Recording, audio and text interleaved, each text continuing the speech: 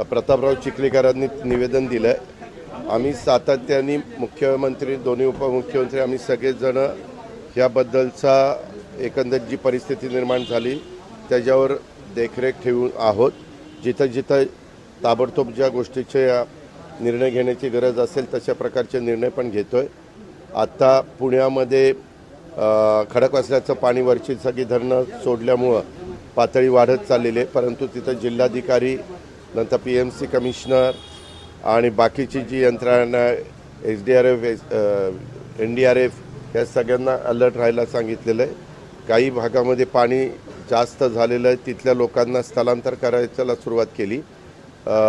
नदीला पाणी आल्यामुळं खडकवासल्याचं धरणाचं त्यामुळं पाण्याची पातळी, जे खालचे पूल आहेत ते पाण्यामध्ये गेलेले आहेत, तिथली रहदारी पूर्णपणे थांबवलेली आहे। कुठल्याही परिस्थितीत कुणी तिथं धोका पत्करू नये अशा प्रकारच्या सूचना दिल्या आहेत। कोल्हापूरला पण पाण्याची पातळी वाढत चाललेली आहे, कदाचित धोका पातळी ओलांडण्याची शक्यता आहे आणि त्याच्यावर तिथल्याही सगळ्यांना म्हणजे जलसंपदा विभाग असेल, रेव्हेन्यू विभाग असेल, पोलीस विभाग असेल, ह्या ज्या ज्या यंत्रणा अशा काळामध्ये राज्य सरकारच्या वतीनं काम करत असतात, महानगरपालिका असतील, ह्या सगळ्यांना सतत सूचना देऊन त्यांना कुठली अडचण आली तर ताबडतोब सोडवण्याचं काम केलं जातं। आत्ता पण मी तुमच्याशी बोलून डिझास्टर मॅनेजमेंट ही आपल्या मंत्रालयामध्ये पहिल्या मजल्यावर आहे, तिथंच मी त्या ठिकाणी चाललेलो आहे। सुट्ट्या अनेक ठिकाणी जाहीर केलेल्या आहेत। वसई विरार पण मोठ्या प्रमाणावर पाण्यामध्ये गेलेलं आहे। तिथं काही भाग स्मार्ट रोड वगैरे असा एरिया जो ओळखला जातो, तिथलाही भाग बराचसा पाण्यात गेलेला आहे। जिथं नांदेडमध्ये काही गावांना मध्ये वेढा पडलेला होता, त्यातल्या अक्षरशः त्या गावांच्या लोकांची घरं ही पार पडून गेलेली आहेत। आज लोक तिथं गेलेले आहेत आपलं पुन्हा सामान वगैरे बाहेर काढण्याच्या करता, पण त्याच्या संदर्भामध्ये एकंदरीत सर्वे करून की बाबा ही परिस्थिती कायम राहणार आहे, जर कायम राहणार असेल तर आपण सातत्याने त्या लोकांना धोका येऊ नये म्हणून आपण त्यांचं स्थलांतर करतो आणि अशा सुरक्षित जागी त्यांना शिफ्ट करतो की जेणेकरून पुन्हा अशा प्रकारचा पाऊस झाला तर त्या लोकांना अडचण येता कामा नये, ह्याबद्दलची पण काळजी ही राज्य सरकारकडनं घेतली जाईल। आमचा आपत्ती व्यवस्थापन असेल, मदत पुनर्वसन असेल, हे सगळ्याच यंत्रणा ह्या तत्परतेनं कामं करतायत। काल तुम्हाला माहिती आहे मुंबईमध्ये मोनोरेलच्या बद्दल घटना घडलेली होती आणि त्याच्यात थोडं काय होतं आहे, कधीकधी एखाद्या मोनोरेलची किंवा एखाद्या पब्लिक सर्व्हिस ट्रान्सपोर्टच्या मध्ये काम करणाऱ्या ज्या यंत्रणा आहेत त्यांची कॅपॅसिटी नसताना जास्त लोक बसल्यानंतर अडचणी निर्माण होतात, जी काल मोनोरेलच्या बाबतीमध्ये झाली। पण आता सकाळपासून मोनोरेल व्यवस्थित त्या ठिकाणी सुरू झालेली आहे। माझं नागरिकांना पण आव्हान आहे की अफवांच्यावर विश्वास ठेवू नका, घाबरून जाऊ नका आणि साधारण त्या बसची, त्या मोनोरेलची, त्या वाहनाची जेवढी कॅपॅसिटी आहे तेवढीच साधारण बसली किंवा काही काही ठिकाणी आपल्याला नावा पण करावं लागतात, बोटी करावं लागतात, त्या बोटीमध्ये पण असणारी कॅपॅसिटी लक्षातमध्ये घेऊन तेवढेच लोक जर बसले तर त्यांना सुरक्षित ठिकाणी आणता येईल, परत दुसरी ट्रिप करता येईल, तिसरी ट्रिप करता येईल।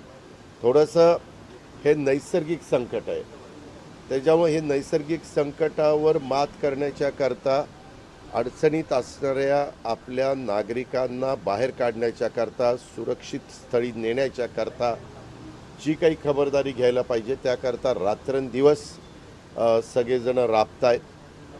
कुठंही दुर्लक्ष होता कामा नये ह्याबद्दलची काळजी आमचं सरकार घेत आहे, सरकारी यंत्रणा घेते आणि त्याच्यामध्ये नागरिकांनी पण सहकार्य करावं असं माझं आव्हान आहे। विरोधकांकडनं कुठेतरी मोनोरेल संदर्भात प्रश्न उपस्थित करण्यात येतात, विरोधकांकडनं अंबादास दानवे असतील किंवा मग नाही, मी तुम्हाला सांगू का, मोनोरेलच्या बद्दल अशा प्रकारचा प्रसंग झाल्यानंतर खरं त्याच्यात राजकारण न आणता पहिल्यांदा आपल्या नागरिकांना कसं मदत करता येईल. आता ती मोनोरेल हे बंद पडल्यानंतर कारण काय झालं ते पण त्यांच्या टेक्निकल लोकांनी सांगितलं की त्याच्या कॅपॅसिटीपेक्षा काही टन लोक जास्त बसलेली होती आणि त्याच्यातून तिथं आतमध्ये ते थोडेसे गुदमरण्यासारखी परिस्थिती निर्माण झालेली होती.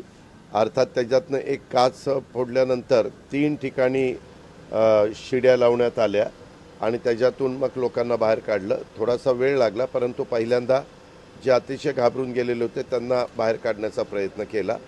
त्यामध्ये देखील आम्ही सगळेजण लक्ष ठेवून होतो, यंत्रणा तिथं होती. आणि अशा वेळेस जे काही संकट आलं हे मुद्दाम कुणी केले का? जास्त लोक बसल्यामुळं ते झालं आणि त्याच्यानंतर पुन्हा पूर्ववत मोनोरेल सुरू पण करण्यात आली. नागरिकांना सातत्याने आव्हान गेले 2 दिवस पत्रकार मित्रांनो, तुम्ही पण तुमच्या वेगवेगळ्या चॅनलला दाखवताय, रेड अलर्ट आहे. ज्या भागात रेड अलर्ट आहे त्यात पालघर असेल, रत्नागिरी, ठाणे, मुंबई उपनगर, तुमचं रत्नागिरी, रायगड, पालघर, ठाणे आणि मुंबई उपनगर ह्या भागात आणि घाटमाथे, सातारा घाटमाथा, पुणे घाटमाथा, कोल्हापूर घाटमाथा, ह्या वेगवेगळ्या घाटमाथ्यावर अशा पद्धतीनं इथं पाऊस सह्याद्रीच्या या दऱ्याखोऱ्यात जास्तीचा पडतोय आणि तिथं काळजी घ्यावी. आणि मुंबईत तर आपण गेले 2 दिवस आवाहन करतोय. काल पण मुंबई महानगरपालिकेने सुट्टी दिलेली होती, शाळांना सुट्टी दिलेली आहे की बाबा ज्यांना खूपच गरज आहे, तातडी बाहेर पडल्याशिवाय गत्यंतर नाही, त्यांचं असं काहीतरी काम आहे, तेवढ्यांनीच बाहेर पडावं, बाकीच्यांनी घरात सुरक्षित राहावं, अशा प्रकारचं आव्हान हे सातत्याने आम्ही लोक करतोय आणि त्याला प्रतिसाद दिला पाहिजे. अर्थात आम्ही आव्हान कशावरनं करतो? आम्ही वेदर रिपोर्ट घेतो. हवामान खातं सांगतोय 3 दिवस रेड अलर्ट मुंबई आणि मुंबईच्या परिसरात आणि महाराष्ट्रातल्या काही भागामध्ये राहणार आहे. आता ते झाल्यानंतर त्याचा अंदाज घेऊनच आपण पुढची कारवाई करतो. उद्याच्याला आपण त्यांनी रेड अलर्ट जाहीर केल्यानंतर आपण जर नाही लोकांना आव्हान केलं आणि परत काही झालं, बघा हवामान खात्याने रेड अलर्ट सांगितलं देखील सरकारनं दुर्लक्ष केलं. बरं, दुसरी पंचायत अशी पण असते, रेड अलर्ट हवामान खात्याने जाहीर केलं कमी दाबाचा पट्टा तयार झाल्यावर आणि यदा कदाचित ते रेड अलर्टचा ऑरेंज झालं, ऑरेंजचा येलो झाला, तर बघा यांनी आव्हान केलं आणि काहीच पाऊस नाही झाला. अरे ते थोडंसं अशा नैसर्गिक संकटाच्या वेळेस माझं आव्हान आहे, हे राजकारण करण्याची वेळ नाही आहे. त्याच्यामध्ये अनेक राज्य सरकारं आली गेली, प्रत्येकजण आपापल्या कारकिर्दीमध्ये काम करत असतं, पण त्याच्यामध्ये जे काही आता काहींनी वक्तव्य केली, काळजी घेण्याचं काम आता मध्ये तुम्हाला माहिती आहे लोकलमधले काही लोक खाली पडले म्हणून आता आपण लोकलला AC मध्ये रूपांतर करून त्याला दरवाजे करतोय ना. आपली हीच भूमिका आहे. आता आपल्या इथं बहुतेक ठिकाणी ह्या रेल्वे, मेट्रो, लोकल ह्या सगळ्या इलेक्ट्रिकवर चालतात. मागे काही वर्षापूर्वी आपल्या इथं डब्यावर काही लोक चढायचे. आता परवा पण एक व्यक्ती कारण नसताना तिथं चढली, त्याच्यामध्ये त्याला शॉक बसला आणि तो मृत्युमुखी पडला. म्हणजे कुठंतरी उत्साहाच्या भरामध्ये हे जे काही असले प्रकार काही जण करण्याचा प्रयत्न करतात, ते स्वतःचा जीव पण गमावतात. आणि म्हणून प्रत्येकाचा जीव महत्त्वाचा आहे.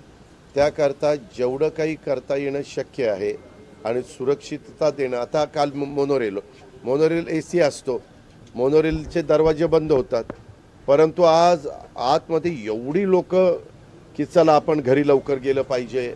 तुमच्या चॅनलचे पण काही सहकारी त्याच्यामध्ये होते, मला वाटतं सागर का काही, हां ते त्याच्यामध्ये होते. आता प्रत्येकाला घरी जाण्याची पण घाई असते, परंतु त्याची जर कॅपॅसिटी 500 लोकांची असेल आणि 650 पर्यंत लोक जर आतमध्ये बसली तर कुठंतरी वेगळी परिस्थिती निर्माण होणार, जी काल झाली ती. असं घडू नये, कुणी घाबरून जाऊ नये, कुणालाही असुरक्षित वाटणार नाही ह्याबद्दलची काळजी महायुतीचं सरकार घेतं आहे. आम्ही सगळेजण घेतो आहे. आज दुपारी पण मी पुण्याला जाणार आहे, कदाचित मुख्यमंत्री पण पुण्याला येतील. पुण्यामध्ये देखील वरसगाव, पानशेत, खडकवासला, टेमघर, चास कमान, तिकडं बाडगर, वीर, निरा देवघर, गुंजवणी ही सगळी धरणं भरलेली आहेत. कुकडीच्या 5 धरणामध्ये काही पाणी इतकं म्हणावाचं नाही. आपल्या उजनीला आपण 75,000 क्युसेस पाणी सोडलेलं आहे. 75,000 क्युसेस म्हणजे काही थोडं पाणी नाही. आज साधारण धरणांच्यामध्ये येवा किती येतोय, धरणामध्ये किती पाणी सोडलं गेलं पाहिजे आणि ते कितीपर्यंत बसेल, ते दिवसाच कसं सोडता येईल, दिवसा सोडल्यानंतर नदीकाठच्या दोन्ही भागातल्या लोकांना शिफ्ट करता येतं, त्यांना सुरक्षित ठिकाणी नेता येतं. ह्या सगळ्याबद्दल राज्य सरकार चांद्यापासून बांद्यापर्यंत महाराष्ट्रामध्ये जिथं जिथं मोठ्या प्रमाणावर पाऊस पडतोय आणि पूरजन्य परिस्थिती निर्माण होते तिथं तिथं लक्ष ठेवून जनतेची काळजी घेत आहे आणि त्याच्यातून मार्ग काढत आहे. पण गेल्या काही दिवसात जीवितहानी पण झालेली आहे. बऱ्याच जणांना आपला स्वतःचा जीव त्याच्यामध्ये गमवावा लागलेला आहे. काही ठिकाणी भिंत पण पडून काही जणांचा मलबारीलाच काल का परवा भिंत पडलीने एक वॉचमन तिथं दुर्दैवाने त्याच्यामध्ये मृत्युमुखी पडला. अशाही घटना घडत आहेत आणि म्हणून सरकार सगळ्यांची काळजी घेण्याचा प्रयत्न करत आहे, परंतु जनतेने पण त्याच्यामध्ये सहकार्य करावं. त्याच्यामध्ये गरज असेल तरच बाहेर पडावं. माझ्या माहितीप्रमाणे 19, 20, 21 असा 3 दिवसाचाच रेड अलर्ट जाहीर केलेला आहे. आज परिस्थिती आपल्याला दिवसभरामध्ये कळेल. दर 3 तासाला हवामान खातं रिपोर्ट देतं आहे की काय काय कुठं कुठं परिस्थिती राहते आणि त्या पद्धतीनं आपण त्याबद्दलची काळजी घेतोय. धन्यवाद. अल्पावधीतच लोकप्रिय झालेला भारताचा बुलंद आवाज आपला Bharat channel subscribe, share, like आणि कमेंट्स करायला विसरू नका.